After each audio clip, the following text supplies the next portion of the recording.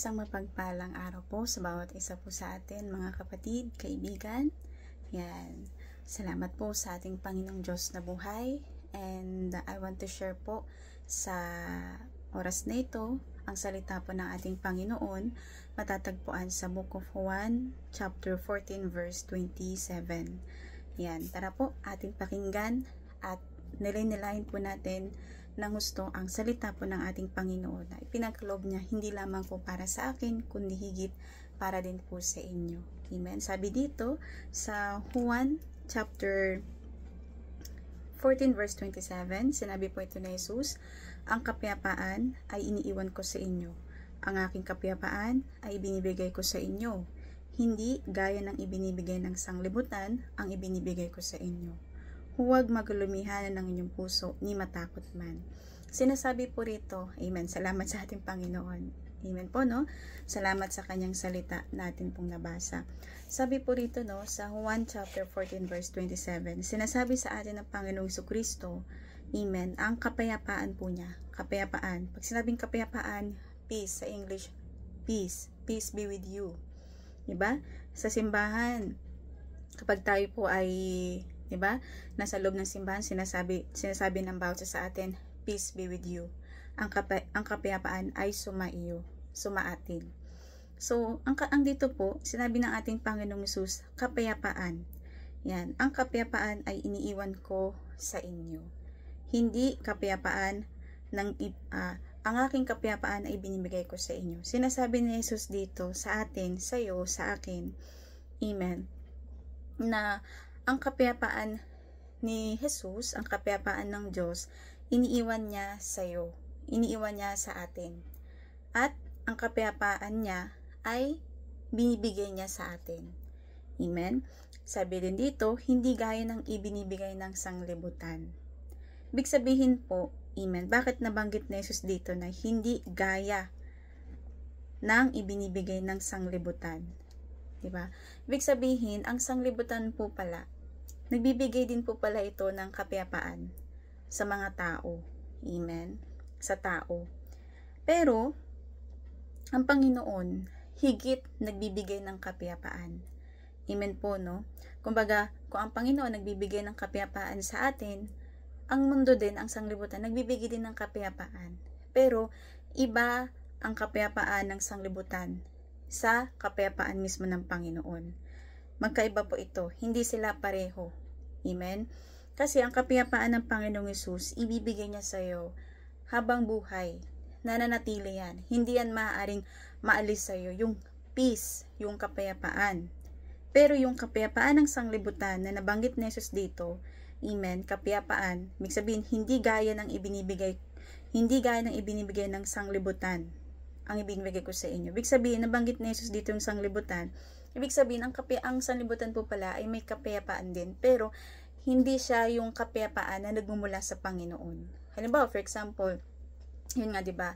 Tayo sa mundong ito, kapag may pera ka, kapag kumpleto yung pangailangan mo, meron kang nakakain sa araw-araw, diba? Kumbaga, meron kang magandang trabaho, kayo ng pamilya mo, andun yung parang payapa ka. Yung payapa yung nararamdaman mo sa sarili mo kapag marami kang pera. Masaya ka, wala kang iniintinding gulumihanan, di ba? Kasi nabibili mo yung gusto mo, may nakakakain kayo, nababayaran niyo yung utang nyo, amen, may kapayapaan. Pero kapag once na wala ka ng pera sa kamay mo, even sa wallet mo, sa alkansa mo man yan, or kahit sa bangko man, naubos lahat, amen po yung mga ipon mo, yung kapayapaan na naramdaman mo nung mga nakaraang araw dahil marami kang pera, nabibili mo lahat ng pangailangan mo, nakakain ka ng masarap, nababayaran mo yung mga utang mo, pero kapag lahat ng yan nawala, amen, hindi ka na payapa. Hindi ka na mapapayapa. Ando na yung parang nagugulumihanan ka na, nag-aalala ka na, natatakot ka na sa buhay, sa inaharap, ano na ang mangyayari, ano na ang susunod, paano na ito, paano na ako, paano na yung pangailangan namin, andun. Yun ang ibig sabihin ng Panginoong Hesus na hindi gaya ng ibinibigay ng sanglibutan. Ibig sabihin, ang sanglibutan po natin dito, which is ang mundo na ating ginagalawan, ay nagbibigay din po pala ng kapayapaan. Pero, yung kapayapaan na to, panandalian lamang. Hindi siya pang matagalan. Hindi siya pang habang buhay na napapayapa ka. Kasi ang kapayapaan ni Kristo, amen mga kapatid, kahit walang-wala ka, kahit wala kang pera, amen po, kahit na may problema ka, sa pamilya mo o ano pa man yan, sa trabaho mo man yan, amen. At peace ka pa rin. Payapa ka pa rin. Diba? Masaya ka pa rin. Magaan pa rin yung pakaramdam mo. Why? Kasi ang naghahari sa iyo yung kapayapaan ni Kristo. Hindi ang kapayapaan ng sanlibutan. Kasi iba diba? Sabi ko nga kanina, sabi sa atin ng Panginoon, ng Holy Spirit, ang kapayapaan ng sanglibutan ngayon, payapa ka, masaya ka, magaan, masarap sa pakaramdam, nakakapag-shopping ka, nakakapag-grocery ka kasi marami kang hawak na pera. Pero kapag nawala lahat yan, naubos lahat yan, hindi ka na payapa. Halimbawa, sa mag-asawa, ang asawang lalaki nakasweldo ng malaki. Siyempre, masayang-masayang asawang babae dahil makakatanggap siya ngayong araw na to ng malaking pera galing sa asawa niya, ng sweldo. Diba, makakatanggap siya. Payapa siya, masaya siya, mababayaran niyang utang niya, makakapag-shopping siya, diba? Makakapag-parlor siya, diba?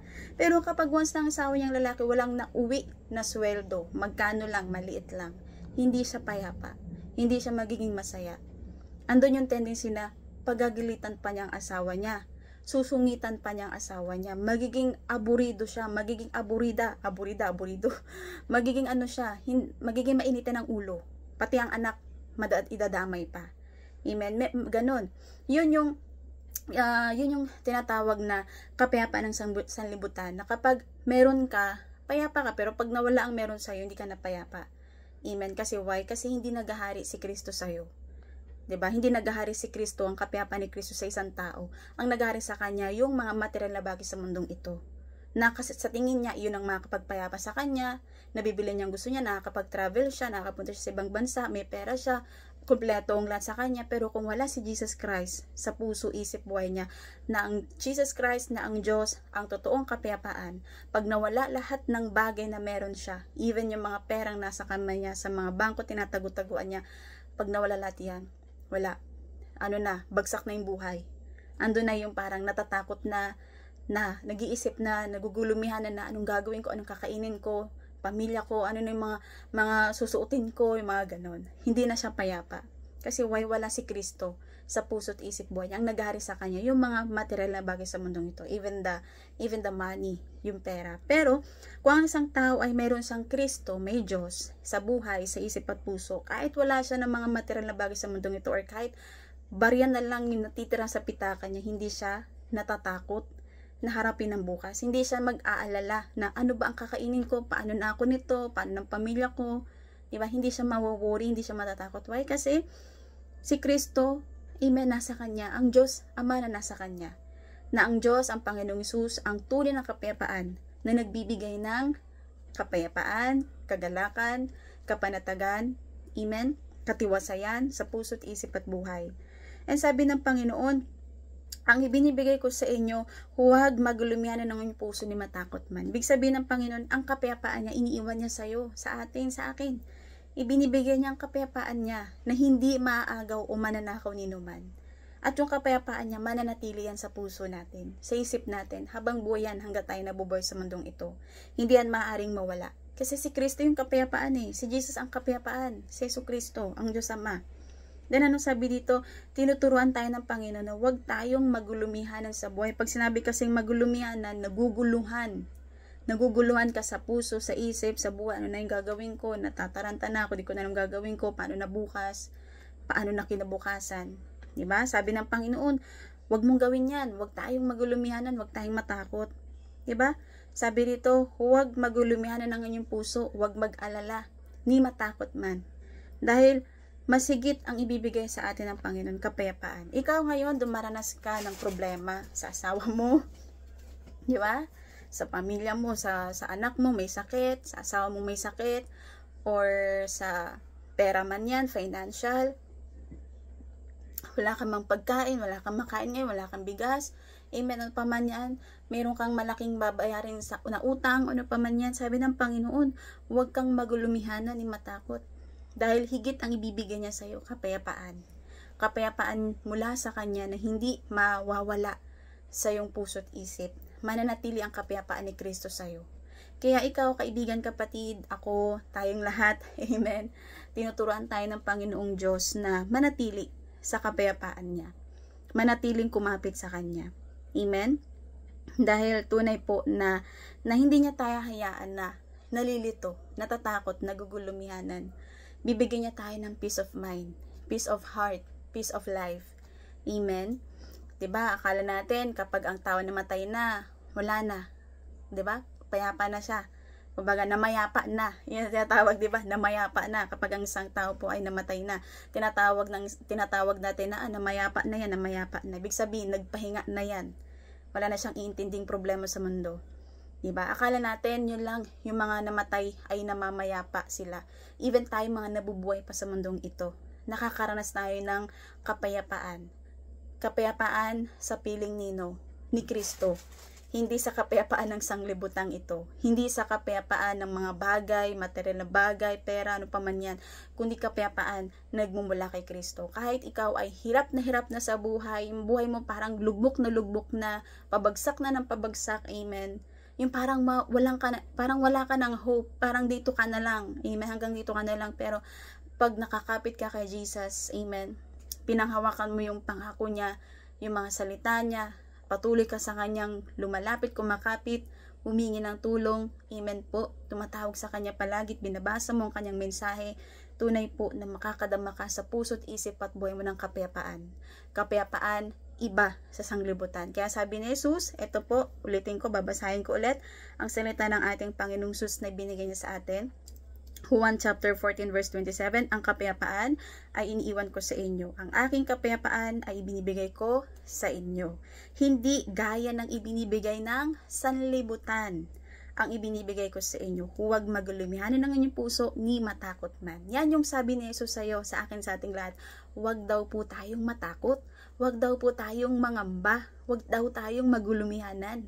Magtiwala tayo sa Panginoon. Bibigyan niya tayo ng kapayapaan. Hindi niya tayo pababayaan. Amen? So, yun lang mga kapatid. Mahal ka ng Panginoon. Mahal din kita. Mahal na mahal tayong lahat ng Diyos.